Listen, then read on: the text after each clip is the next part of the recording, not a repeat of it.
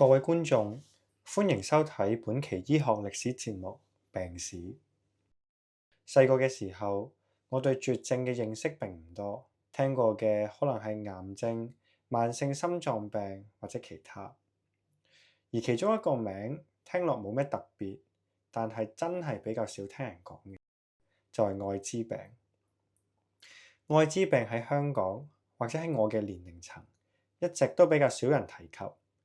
唔知道究竟係我哋比較少機會認識愛滋病人，香港真係好少愛滋病人，定係我哋心入面根本覺得呢一種病同我哋無關？其實愛滋病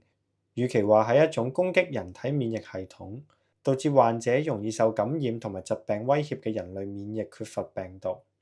更加重要嘅係愛滋病引起嘅重大公共衛生問題。愛滋病由發現去到而家，已經影響咗幾千萬人，改變咗科學、醫療同埋社會嘅發展軌跡。所以今日我想同大家一齊去探討愛滋病嘅歷史。我哋會回顧 HIV 嘅起源、傳播、科學突破同埋社會影響，幫助你理解呢一個疾病嘅歷史背景同埋當前嘅挑戰。我哋由病毒嘅起源開始。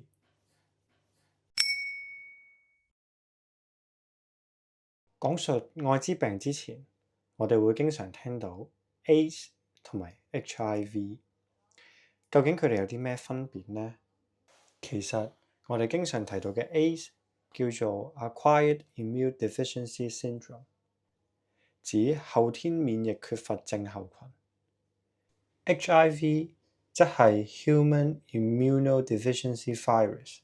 人類免疫力缺乏病毒。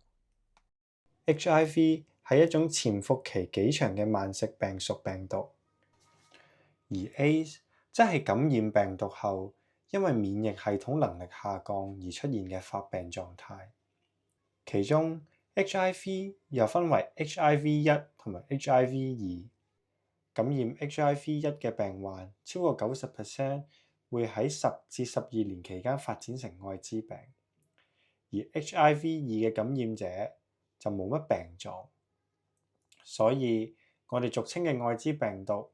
係 HIV 嘅簡稱。20世紀初，比屬剛果正係處於殖民統治下嘅劇烈社會變革。歐洲殖民者推動嘅採礦、鐵路建設、農業開發，導致大規模嘅勞動遷徙，農村人口湧入新興城市，例如尼奧波特維爾。呢一種城市化嘅進程促進咗人口流動、商業性行為、人口激增，以及衛生診所使用唔消毒嘅針頭，令到病毒得到廣泛傳播。殖民政府對資源嘅掠奪同埋基礎設施建設，進一步加劇咗社會嘅唔平等，令到病毒喺高密度嘅人口迅速擴散。但係因為當時缺乏診斷技術，呢一啲病例未被識別，而 HIV 正正係呢一個時期誕生，即係追溯至非洲靈長類動物攜帶嘅猿猴免疫缺乏病毒 SIV。科學研究顯示 HIV-1 同埋黑猩猩嘅病毒株高度相關。分子中分析表明 HIV-1M 群，即係全球主要流行株嘅最近共同祖先大約出現喺1920年，地點位於比屬剛果嘅尼奧波特維爾，即係而家嘅金沙薩附近。咁啱，當時正好係殖民時期，盛行叢林狩獵同埋食用受感染動物，因此跨物種傳播，即係病毒經血液接觸進入人體，為 HIV 嘅早期傳播創造咗條件。最早嘅 HIV 證據嚟自1959年尼奧波特維爾一名男子嘅血液樣本，1960年同埋1966年嘅樣本都驗出咗病毒，顯示 HIV 喺比屬剛果已經悄然傳播。正如啱啱提到，強迫勞動、人口集中同埋醫療資源匱乏，導致 SIV 多次跨物種傳播。尤其喺尼奧波特維爾呢一個 HIV 遺傳多樣性嘅中心。當時殖民政策推動咗叢林浴貿易，增加人類同埋受感染靈長類嘅接觸機會，而城市中嘅社會動盪同埋貧困，進一步加速咗病毒嘅傳播。相比之下，HIV2 主要喺西非國家，例如馬里、茅亞塔尼亞同埋尼日利亞流行，傳染性較低，影響範圍都有限。呢一啲早期傳播奠定咗愛滋病喺全球流行嘅基礎，為後續愛滋病嘅疫情爆發埋下咗伏筆。時間去到20年後，即係1981年嘅6月5日，美國疾病控制與預防中心喺佢嘅一本叫做《發病率與死亡率週報》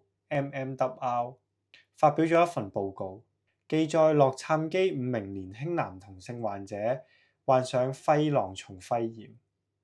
呢個係一種極少見喺免疫系統健康者嘅機會性感染。呢個報告標誌住美國第一次正式識別愛滋病疫情。當時 CDC 嘅監察系統捕捉到呢一個異常現象，提示住有一種未知嘅傳染病正在傳播。呢一啲患者大概都係20至30歲嘅健康男性，但係就出現咗嚴重嘅免疫缺陷，引起 CDC 嘅高度警惕。同年7月，CDC 進一步報告紐約市同埋加州年輕男性出現卡波西氏肉瘤，係一種罕見嘅皮膚癌，通常會見喺老年人同埋免疫抑制者。呢一啲病例同樣都係集中喺男同性戀社群，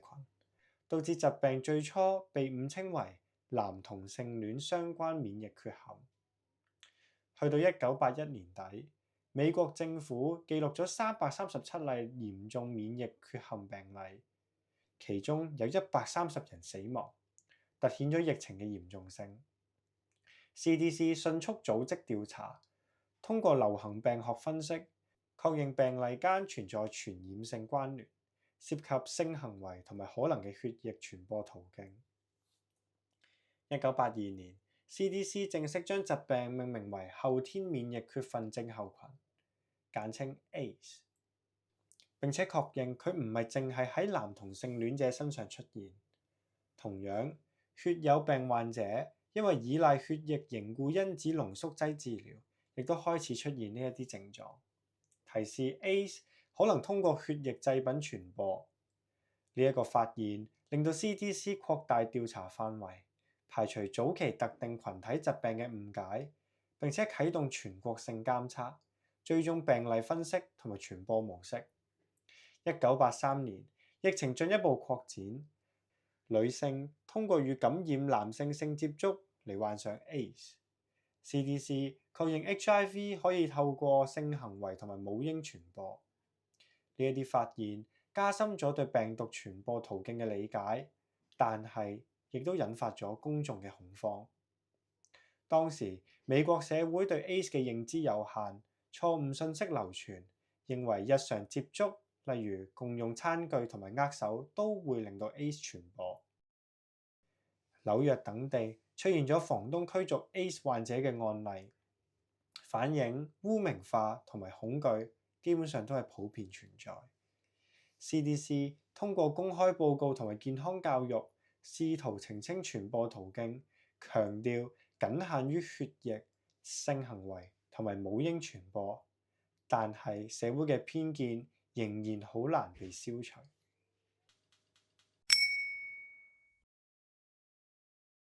1983年係關鍵轉折點，法國巴斯德研究所嘅盧克蒙塔尼耶同埋費朗索瓦斯巴雷西洛西喺一名 AIDS 患者淋巴結分離出病毒，命名為淋巴腺病相關病毒。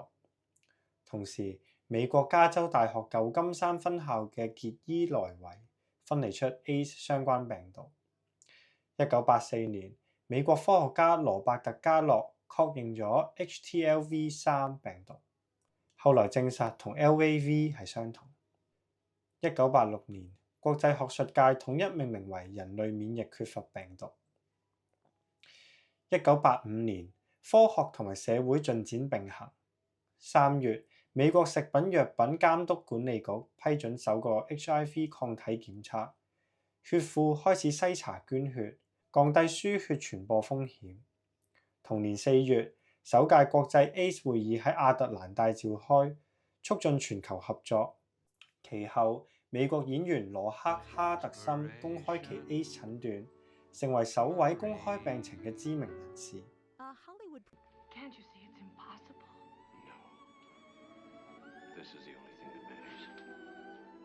佢嘅同年10月去世，引發廣泛關注。佢捐贈咗25萬美元，創立美國愛滋病研究基金會，由伊麗莎白·泰勒擔任主席。然而，社會恐懼加劇，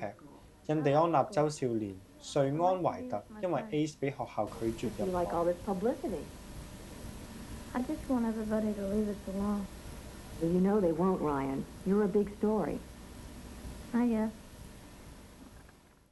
其法律爭議凸顯 AIDS 污名化嘅問題。年底20月大嘅德懷特·伯恩因為母嬰傳播去世，顯示 HIV 對家庭嘅影響。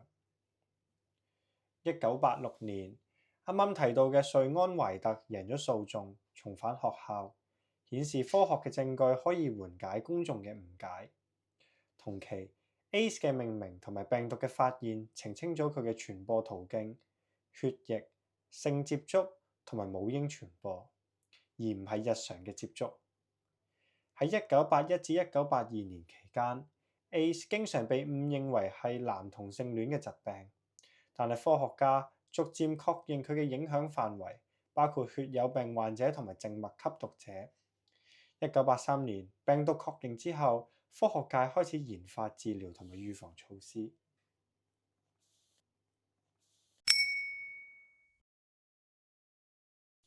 1991年係 AIDS 公眾意識最關鍵嘅一年，兩位名人嘅事件唔止顯示咗病毒嘅廣泛影響，仲打破咗僅限特定群體嘅刻板印象。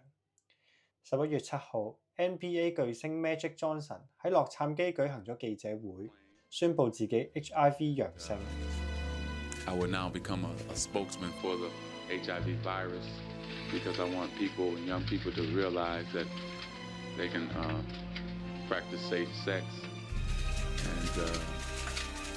sometimes you're a little naive about it. 並且立即退出職業聯賽。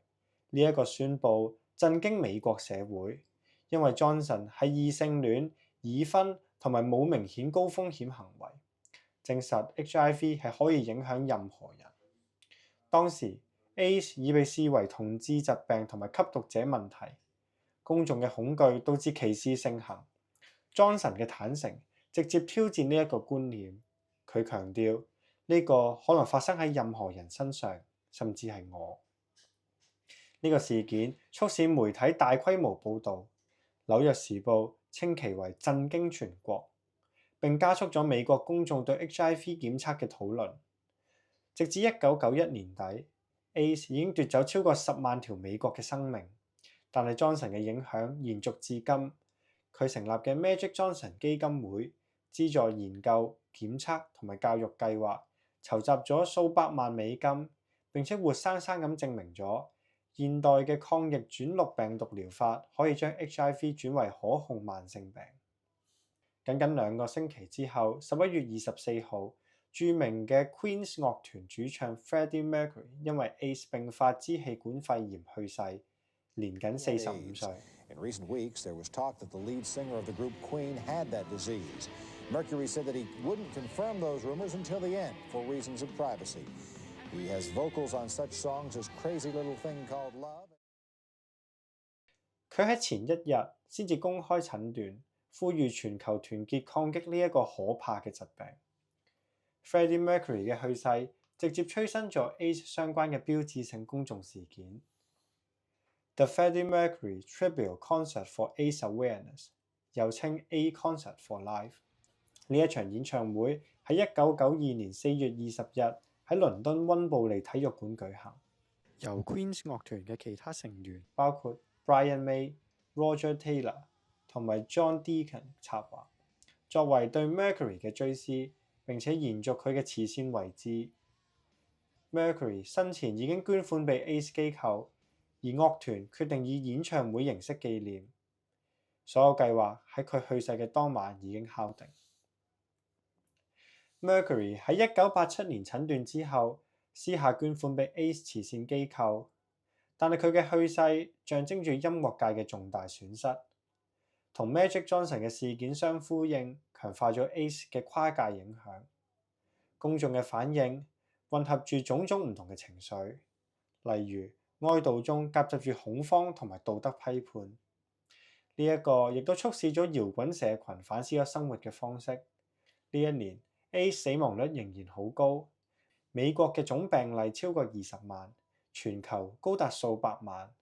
雖然名人嘅事件未能夠立即可以改變政策，但係佢提升咗媒體嘅曝光，促使咗學校同埋社區增加預防教育。